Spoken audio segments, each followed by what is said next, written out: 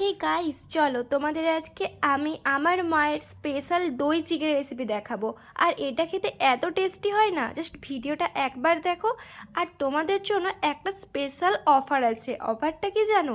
যারা মাংস রান্না করতে জানো না, তারা কিন্তু এই ভিডিওটা একটু কষ্ট করে দেখলে পুরো মাংস রান্নার মানে স্টেপ ওয়াইজ ফার্স্ট থেকে একদম লাস্ট পর্যন্ত পুরোটা শিখে যাবে। তো সবার আগে মাংস আনার পরে মাংসটা খুব ভালো করে ধুয়ে নিতে হবে। তারপরে তার মধ্যে দিয়ে দিতে হবে নুন, হলুদ গুঁড়ো, আর মা দিয়ে দিল বেশ খানিকটা সরিষার তেল। ম্যাগিনেট তোমরা করে রাখতেই পারো আরও আদা, রসুন, পেঁয়াজ দিয়ে, বাট মা এরকমভাবে করে তাই তোমাদেরকে এটা বললাম। আর এইদিকে শিলনোড়াতে রসুন আর আদা বেশ খানিকটা বেটে নিয়েছে। আর যাই বলো নাই বলো, মিক্সির থেকে কিন্তু এরকম শিলনোড়ায় বাটাবাটির তরকারি খেতে কিন্তু অসম্ভব সুন্দর লাগে। আর এইদিকে পেঁয়াজ কেটে নিয়েছি আমি, টমেটো কেটেছি, আলু আর কেটেছি ধনিয়া পাতা। আর এইদিকে টক দইটাকে খুব ভালো করে নুন আর জল দিয়ে ফেটিয়ে রেখেছি। তো সবার ফার্স্টে কী করবো বলো তো? সবার ফার্স্টে কড়াই গরম হয়ে যাওয়ার পর একদম তেলের মধ্যে নুন, হলুদ কোনো কিছু না দিয়ে আলুটাকে ভেজে নেবো একটু লাল লাল করে। তো আলুটা এবার তোমরা প্রশ্ন করতে পারো, কেন নুন হলুদ দিয়ে ভাজলাম না? নুন হলুদ দিয়ে ভাজার মানে না ভাজার একটাই কারণ, যে নুন হলুদ দিয়ে ভাজলে না তেলটাতে নুন হলুদের একটা কালার চলে আসবে। আর আমি কিভাবে ভিডিওটা করছি তোমরা দেখলে, ওপরে একটা হাতে লাইট ধরে রেখেছি আর এদিকে আলুটা ভাজাটা তোমাদের দেখাচ্ছি, যাতে না একটু মানে ভিডিওটা কালারফুল হয়। এখনকার যুগে একটু ভিডিও কালারফুল না হলে কেউ দেখবে না। আর আমার ভিডিও তো এমনিই কেউ দেখে না গাইজ, তোমরা একটু হেল্প করো। তো তোমাদের সাথে কথা বলতে বলতে তো আলুটা ভাজা হয়ে গেল। এরপর সেই কড়াইয়ের মধ্যে আরও বেশ খানিকটা সরিষার তেল দিয়ে দিল। তোমরা যাই বলো, মাংস রান্নাতে কিন্তু সরিষার তেলে একদম বেস্ট হয়। আর যারা একটু মাংস রান্নায় সরিষার তেলের সাথে ঘি দিয়ে দেয়, সেটা তো অপূর্ব টেস্ট হয়। এরপরে তোমরা তো দেখতেই পেলে সরিষার তেল আরও একটুখানি দিয়ে দেওয়ার পর দিয়ে দিলাম চিনি। আর চিনি দেওয়াতে মাংসতে কিন্তু একটু মিষ্টি ভাব আসবে না, আর জাস্ট কালারটা হবে না, সেটা একদম দারুণ মিষ্টি কালার হবে। তো তারপরে দিয়ে দিলাম তেজপাতা, আর দিয়ে দিলাম আগের থেকে যে কুচিয়ে রেখেছিলাম আমি পেঁয়াজগুলো, সেই পেঁয়াজগুলো। আর এবার তোমরা কোশ্চেন করতে পারো বা কমেন্ট করতে পারো যে তোমরা কেন গরম মশলা দিলে না, মানে গোটা গরম মশলা কেন দিলে না তেলে? তো সেটা দেবো একদম লাস্টে, সেটা কিন্তু একদম অন্য পদ্ধতিতে দেবো। তো সবার ফার্স্টে পেঁয়াজটা ভেজে নেবো। পেঁয়াজটা কিন্তু একদম ব্রাউন ব্রাউন কালার করে ভাজতে হবে, বেশি খরাও না আবার বেশি ভাজাও মানে বেশি কাঁচা ভাজাও না। তো এবার যখন পেঁয়াজটা খুব ভালো করে ভাজা হয়ে যাবে, তখন তার মধ্যে সবার আগে দিতে হবে রসুন। এবার আমি মাকে জিজ্ঞাসা করলাম, রসুনটা আগে না দিয়ে যদি আদাটা আগে দিয়ে দেওয়া হতো কী হতো? মা বললো রসুনের নাকি এটা কাঁচা গন্ধ ছাড়ে, তো আগে রসুনটা একটু ভেজে নিলে কাঁচা গন্ধটা ছাড়বে না। আর আগে আদাটা দিয়ে দিলে তারপর রসুনটা দিয়ে দিলে তখন কিন্তু কষতে অসুবিধা হবে। আদাটা একটু বেশি ফুটে না, তখন রসুনটা ভাজতে অসুবিধা হবে। তো এরপরে রসুনটা একটু ভাজা ভাজা হয়ে যাওয়ার পর পেঁয়াজের সাথে, পেঁয়াজটাও বেশ খানিকটা ভাজা হয়ে গেছে আর পেঁয়াজটা দেখেছো একদম কমে গেছে। এরপরে দিয়ে দিলাম আদা বাটা। আর গাইজ, আজ একটা তোমাদের কথা বলছি, তোমরা যারা জানো না, আদা দেওয়ার সঙ্গে সঙ্গে কিন্তু তোমরা বেশ খানিকটা পরিমাণে জল দিয়ে দিবে, মানে আদার পরিমাণের থেকে একটু বেশি জল দিয়ে দিবে। জল দিয়ে দিলে না আদাটা যে পরিমাণে ফুটে সেরকমভাবে আর ফুটবে না। এরপরে তার মধ্যে দিয়ে দেবো নুন, হলুদ গুঁড়ো। আর নুন, হলুদ গুঁড়ো, লঙ্কার গুঁড়ো, জিরের গুঁড়ো দিব, সেটা কিন্তু একটা অন্য পদ্ধতিতে, একদম ডাইরেক্ট মশলাটার মানে যে মশলাটা কড়াই কষাচ্ছিলাম সেটাতে দিয়ে দেবো না। তার জন্য আগে যে আদা রসুন বেটে রেখেছিলাম বাড়িটায়, তার মধ্যে নিয়ে নিলাম বেশ খানিকটা লঙ্কার গুঁড়ো আর জিরের গুঁড়ো, আর দিয়েছি অল্প হলুদ, কারণ মাংসটা যখন ম্যারিনেট করেছিলাম তখন বেশ খানিকটা হলুদ দেওয়া হয়েছিল। আর এরপরে এটা গুলিয়ে নেব, তার আগে চলো টমেটো দিয়ে দেওয়া যাক। অবশ্যই টমেটো দেওয়ার আগে একটু নুন দিয়ে দিলাম।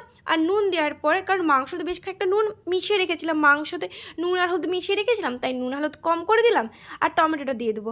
তো টমেটোটা দেওয়ার পর টমেটোটা একটু কষবো মশলার সাথে, যতক্ষণ না টমেটোটা গলে যায় খুব ভালোভাবে। তো তোমরা কারা কারা মাংস হলে ভাত খেতে আর অন্য কোনো কিছু মানে কোনো কিছু তরকারি লাগে না, আমাকে কিন্তু কমেন্ট করে অবশ্যই জানিও। আর যারা এরকমভাবে দই চিকেন বানাওনি একবারও বাড়িতে, তারা প্লিজ ট্রাই করো এরকমভাবে দই চিকেন বানানোর জন্য। তোমরা না এরকমভাবে যেরকম আমি মানে মাংস করাটা দেখাচ্ছি, মাংসটা স্কিপ করে যদি এরকমভাবে মাছের কোনো একটা রেসিপি বানাও না, মানে যে দইটা দিয়ে মানে যেভাবে মা বানালো পুরো ভিডিওটাতে, অসম্ভব খেতে লাগে। সত্যি কথা বলতে এই নতুন আলু দিয়ে এরকম করে মা একদিন মাছের তরকারি বানিয়েছিল, বিশ্বাস করো আমি যেই পরিমাণে ভাত খাই তার থেকে অনেকটা বেশি পরিমাণে ভাত খেয়েছিলাম। তো পেঁয়াজের মশলাটা যেটা কষাচ্ছিলাম আগে, তার মধ্যে টমেটো দিয়ে দিলাম, তারপরে যে নুন হলুদ গুঁড়ো আর লঙ্কার গুঁড়ো জলটা গুলে রেখেছিলাম সেটা দিয়ে দিলাম।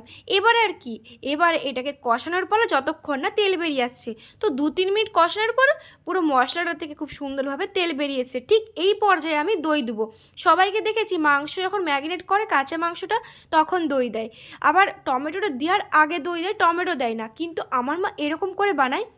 আর দই দিলে না মাংসের একটা আলাদা কালার আসে, যেমন টেস্টে একটা ডিফারেন্স আছে, তেমন কিন্তু কালারটা অসম্ভব সুন্দর আসে। তোমরা যখন কোনো বিয়ে বাড়ি বা কোনো ওকেশনে খেতে যাও, তোমরা দেখবে ঘরের মতো মাংসর কালার হয় না, মানে একটু কালারটা অন্যরকম হয়।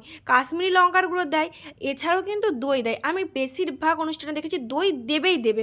তো দইটা দেওয়ার পর খুব ভালো করে মশলাটা কষে গেছে আর তেলটাও বেরিয়ে এসছে। এরপরে যে মাংসটা ম্যাগনেট করে রেখেছিলাম সেই মাংসটা দেবো, আর যে নতুন আলুগুলো ভেজে রেখেছিলাম সেই নতুন আলুগুলো দিয়ে দিলাম।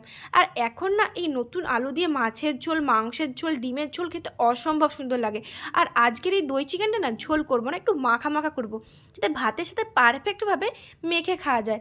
তো এবার মাংসটা খুব ভালো করে কষাবো 2 থেকে 3 মিনিটের মতো, তারপরে ঢাকা দিয়ে দেবো।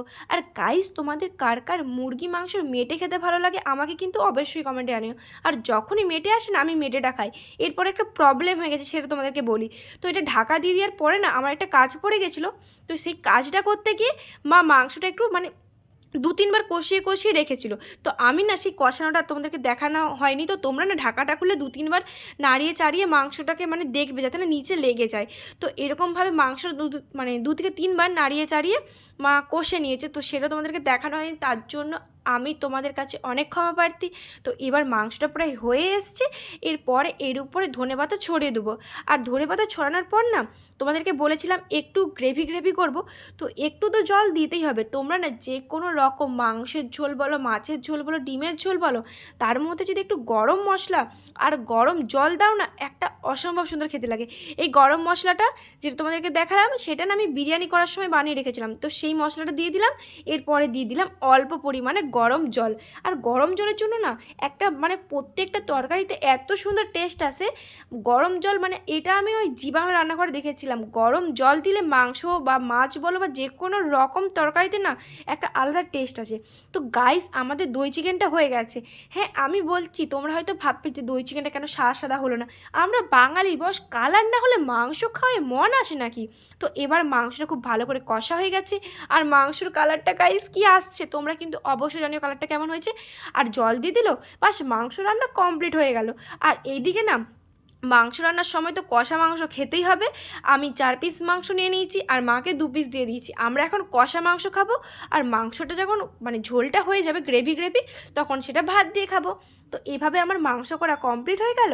আর তোমাদের যাদের যাদের এই রেসিপিটা ভালো লেগেছে অবশ্যই আমার চ্যানেলটা সাবস্ক্রাইব করে ফেলো।